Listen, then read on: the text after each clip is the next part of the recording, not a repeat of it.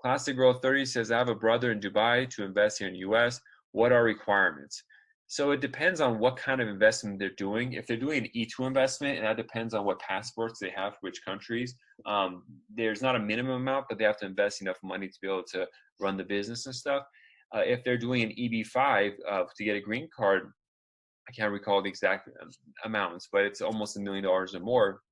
And you have to, start a business, invest the funds, spend all the funds, and then apply for the green card. It might take 3 months to a year, 3 months, maybe longer, for them to accept the initial investment. Then they get a green card, come to the United States, and 2 years later, they have to show and apply for a new application that says they have created 10 full-time jobs in the United States. It is much more complicated than I'm making it. This is super simplified, much more complicated. It's one of the most complicated immigration programs there are. But that's the basics. But if your brother's got enough money to invest, you should definitely set some time with an immigration lawyer to have a video consultation and really go over it, because we have to trace to see how the money was earned. It has to be lawful money, and it has to be very detailed. They don't just accept money randomly for this investment. You have to really go back, maybe sometimes 15, 20, 30 years to see how this money was originally earned. It's very strict. And then show how it was transferred to the United States.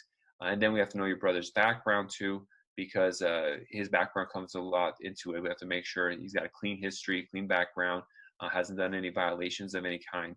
But eventually, yeah, he'll get a temporary conditional green card, and after 2 years, he has to file for a new one to see if the investment he made created enough full-time U.S. jobs.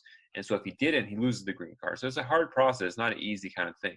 Like imagine people 2 years ago who invested, and all of a sudden coronavirus hits, and the company they invested in lays off all their employees.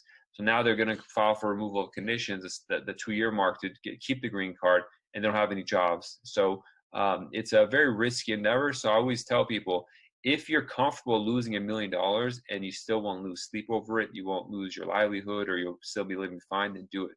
But I have people sometimes who want to give all their money to do this program and they have nothing else. And I say it's too risky. This isn't meant for people who have $1 million. It's meant for people who have $10 million and don't mind losing 1 million of it. If you don't have that kind of ratio, then you shouldn't take those kind of cases.